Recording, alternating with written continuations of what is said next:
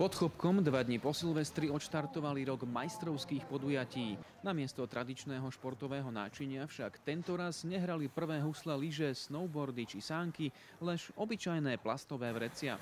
Na Liptove tak postavili klasickú zábavu na snehu na hlavu. Zvyčajne sa totiž milovníci bielých športov vezú na zadku do kopca. Tentoraz to však bolo naopak. Okrem toho, kto by to bol povedal, že tento materiál má pod Chopkom takú bohatú históriu. Igelit je prvý, potom je to seno sa naplní do toho igelitového vreca a na tom sa spúšťa a preto sme svetoví. Vek však neoklamete a tak boli obavy na mieste. Je to zabezpečené tak, aby si zábavu užili aj malí, aj veľkí, takže veríme, že toto podujatie bude mať tradíciu a tešíme sa aj na budúci rok. Po sviatkoch to však mnohým nešmýkalo.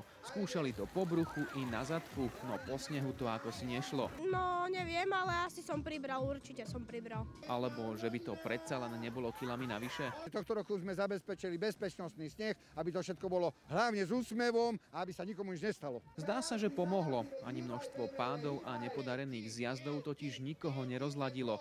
Naopak, príjemné spomienky sa vrátili aj starším. Troška áno, pospomínali sme na mladé časy.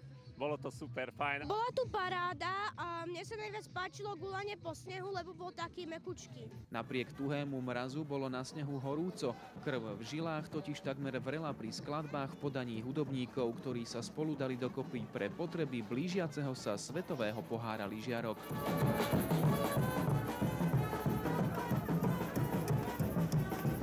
Je to výborná príležitosť vyskúšať si, zahrať sa, zabaviť sa tu s ľuďmi. Pri sánkovačke na igelitoch nešlo o poháre, ale najmä o zábavu, ktorej si všetci očividne užili do síta.